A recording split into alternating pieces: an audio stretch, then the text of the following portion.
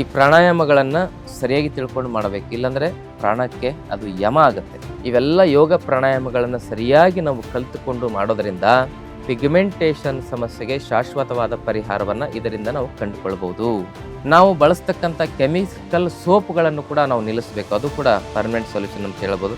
ಈ ಒಂದು ಪಿಗ್ಮೆಂಟೇಷನ್ ಸಮಸ್ಯೆಗೆ ಒಂದು ಮನೆಮದ್ದು ಅಂದರೆ ಕಕ್ಕೆ ಹೂವನ್ನು ನೆರಳಲ್ಲಿ ಒಣಗಿಸಿ ಆ ಹೂವನ್ನು ಪುಡಿ ಮಾಡಿಟ್ಕೊಳ್ಳಿ, ಅದಕ್ಕೆ ಕೊಬ್ಬರಿ ಎಣ್ಣೆಯನ್ನು ಮಿಕ್ಸ್ ಮಾಡಿ ನೀವು ಮುಖಕ್ಕೆ ಹಚ್ಚೋದ್ರಿಂದ ನಿಮ್ಮ ಬಂಗಿನ ಸಮಸ್ಯೆಗೆ ಶಾಶ್ವತ ಪರಿಹಾರವನ್ನು ಕಂಡುಕೊಳ್ಬೋದು.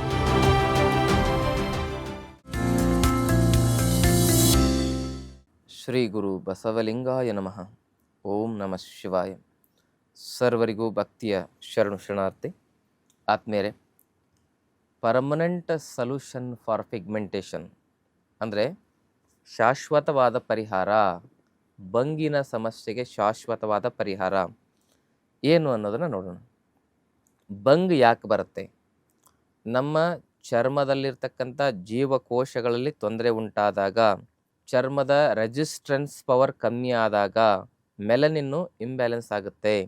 ಆ ಮೆಲನಿನ್ ಓವರ್ ಸೆಕ್ರೇಷನ್ ಆಗೋದ್ರಿಂದ ಪಿಗ್ಮೆಂಟೇಷನ್ ಬರ್ತದೆ. ಕೆಮಿಕಲ್ ಔಷಧಿಗಳು ಹೆಚ್ಚಾಗಿ ಸೇವನೆ ಮಾಡೋದ್ರಿಂದ, ಹಾರ್ಮೋನ್ಸ್ಗಳ ಅಸಮತೋಲನದಿಂದ, ಒಬೆಸಿಟಿಯಿಂದ, ಚಹಾ ಕಾಫಿ ಬೇಕರಿ ಪದಾರ್ಥ ಜಂಕ್ ಫುಡ್ಡು ಫಾಸ್ಟ್ ಫುಡ್ಗಳನ್ನು ತಿನ್ನೋದ್ರಿಂದ, ಅಜೀರ್ಣ ಮಲಬದ್ಧತೆಯ ಸಮಸ್ಯೆಯಿಂದ ಈ ಒಂದು ಪಿಗ್ಮೆಂಟೇಷನ್ ಬರ್ತದೆ. ತಪ್ಪು ಆಹಾರದಿಂದ ಮತ್ತು ಹಲವಾರು ಆರೋಗ್ಯದ ಸಮಸ್ಯೆಗಳಿಂದ ಈ ಸಮಸ್ಯೆ ಬರ್ತದೆ. ಅದನ್ನು ಸರಿಪಡಿಸ್ಕೊಳ್ಬೇಕು ಅಂತ ಹೇಳಿದ್ರೆ ನಾವು ಯೋಗ ಪ್ರಾಣಾಯಾಮ ಮಾಡಬೇಕು. ಭಸ್ತ್ರಿಕಾ ಪ್ರಾಣಾಯಾಮ, ಇದು ಕಪಾಲಭಾತಿ,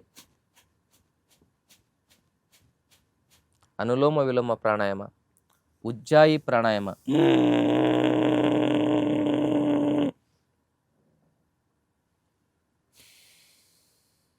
ಭ್ರಾಮರಿ ಪ್ರಾಣಾಯಾಮ,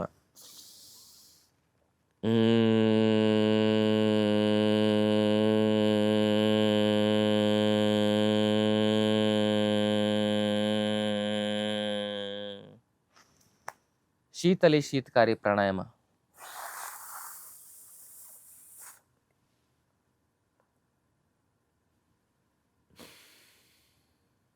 ಇದು ಶೀತಲಿ, ಇದು ಶೀತಕಾರಿ.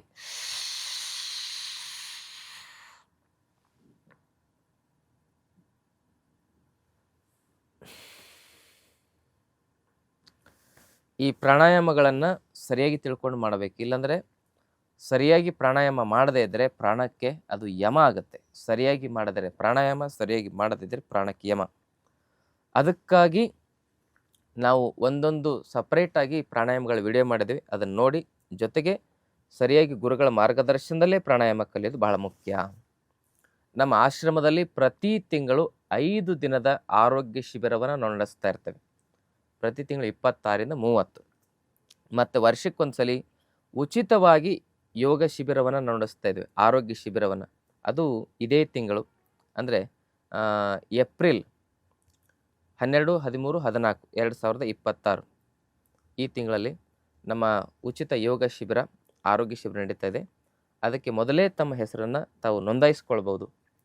3 ದಿನಗಳಲ್ಲಿ ನಿಮಗೆ ಆರೋಗ್ಯದ ಬಗ್ಗೆ, ಜೀವನ ಶೈಲಿಯ ಬಗ್ಗೆ, ಆಹಾರ ಪದ್ಧತಿಯ ಬಗ್ಗೆ ಮಾಹಿತಿ ಕೊಡ್ತೇವೆ. ಪ್ರಕೃತಿ ಚಿಕಿತ್ಸೆಯನ್ನು ಕೂಡ ಅಲ್ಲಿ ಮಾಡಲಾಗ್ತದೆ.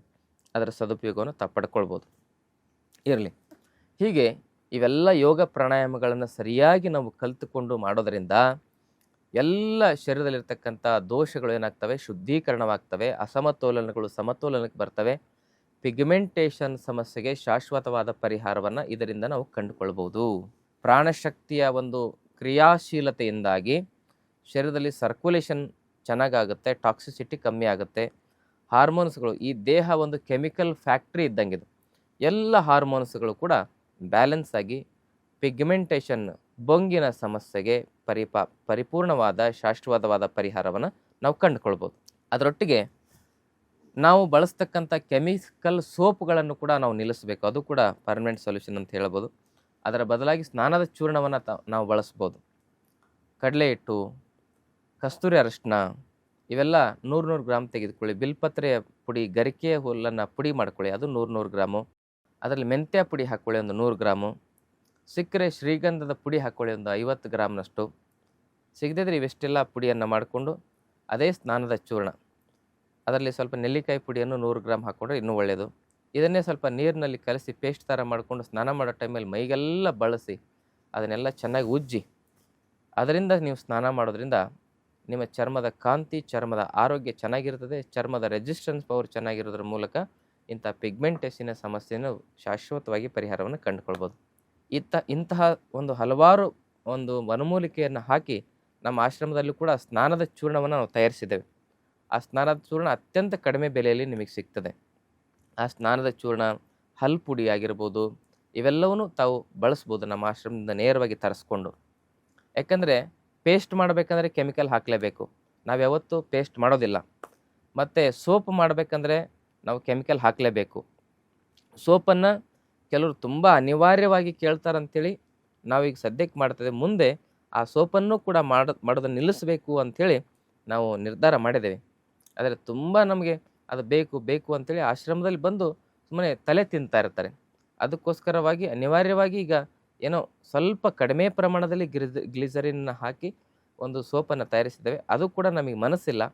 ಅದಕ್ಕೆ ನೀವು ಸ್ನಾನದ ಚೂರ್ಣವನ್ನೇ ತರಿಸ್ಕೊಂಡು ಬಳಸೋದು ಅತ್ಯಂತ ಸೂಕ್ತ ಅಂಥೇಳಿ ನಾನು ನಿಮಗೆ ಸಲಹೆಯನ್ನು ಕೊಡಲಿಕ್ಕೆ ಇಚ್ಛೆ ಪಡ್ತೀನಿ. ಹಾಗೆಯೇ ಆದಮೇಲೆ ಮತ್ತೊಂದು ಈ ಒಂದು ಪಿಗ್ಮೆಂಟೇಷನ್ ಸಮಸ್ಯೆಗೆ ಒಂದು ಮನೆಮದ್ದು ಅಂದರೆ ಕಕ್ಕೆ ಹೂವನ್ನು ನೆರಳಲ್ಲಿ ಒಣಗಿಸಿ ಆ ಹೂವನ್ನು ಪುಡಿ ಮಾಡಿಟ್ಕೊಳ್ಳಿ. ಅದಕ್ಕೆ ಕೊಬ್ಬರಿ ಎಣ್ಣೆಯನ್ನು ಮಿಕ್ಸ್ ಮಾಡಿ ನೀವು ಮುಖಕ್ಕೆ ಹಚ್ಚೋದ್ರಿಂದ ನಿಮ್ಮ ಬಂಗಿನ ಸಮಸ್ಯೆಗೆ ಶಾಶ್ವತ ಪರಿಹಾರವನ್ನು ಕಂಡುಕೊಳ್ಬೋದು.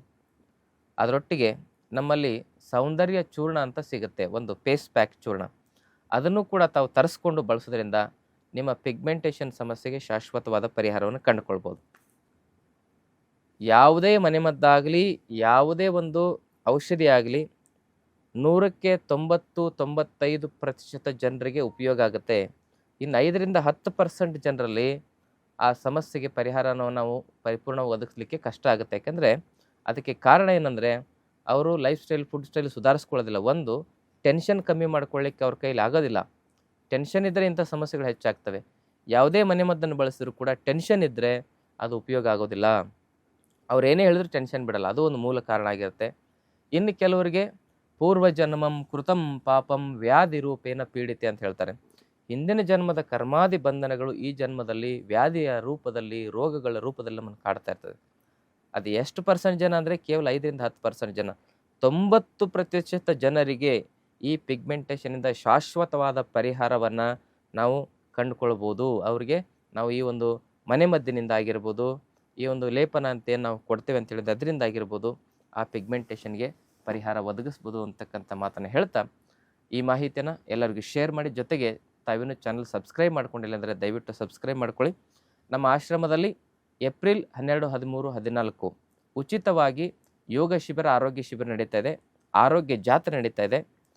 ಅದಕ್ಕೆ ತಾವು ಭಾಗವಹಿಸೋದ್ರ ಮೂಲಕ ಅದರ ಸದುಪಯೋಗವನ್ನು ಪಡ್ಕೊಳ್ಳಿ. ಮತ್ತು ಮೊದಲೇ ಅದಕ್ಕೆ ರಿಜಿಸ್ಟ್ರೇಷನ್ ಮಾಡಿಕೊಂಡ್ರೆ ಮಾತ್ರ ಅವಕಾಶ. ಯಾಕಂದರೆ ತಮಗೆಲ್ಲ ಊಟ, ವಸತಿ ಎಲ್ಲ ವ್ಯವಸ್ಥೆ ಮಾಡೋದು ಅಲ್ಲಿ ಇರೋದ್ರಿಂದ, ಯಾಕಂದರೆ ಕಾಡಿನ ಮಧ್ಯದಲ್ಲಿ ನಮ್ಮ ಶಿಬಿರ ನಡೀತಾ ಇರೋದ್ರಿಂದ ಬಂದವರಿಗೆಲ್ಲ ವ್ಯವಸ್ಥೆ ಮಾಡಬೇಕಾಗಿ ಅದಕ್ಕೆ ಪೂರ್ವದಲ್ಲೇ ನೀವು ರಿಜಿಸ್ಟ್ರೇಷನ್ ಮಾಡಿಕೊಂಡ್ರೆ ನಮಗೆಲ್ಲ ವ್ಯವಸ್ಥೆ ಮಾಡಲಿಕ್ಕೆ ಅನುಕೂಲ ಆಗುತ್ತೆ. ಆಸಕ್ತಿ ಇರೋರು ಆ ಶಿಬಿರಕ್ಕೆ ರಿಜಿಸ್ಟ್ರೇಷನ್ ಮಾಡ್ಕೊಳ್ಳಿ. ತಮ್ಮೆಲ್ಲರಿಗೂ ಶರಣಾರ್ಥಿ. ಇನ್ನಷ್ಟು ಆಯುರ್ವೇದ ಮತ್ತು ಯೋಗ ಚಿಕಿತ್ಸೆ ಟಿಪ್ಸ್ಗಾಗಿ Vaidyashri health tips channel subscribe ಮಾಡಿ. ಹಾಗೆ ಫೇಸ್ಬುಕ್, ಇನ್ಸ್ಟಾಗ್ರಾಂನಲ್ಲಿ ಫಾಲೋ ಮಾಡಿ.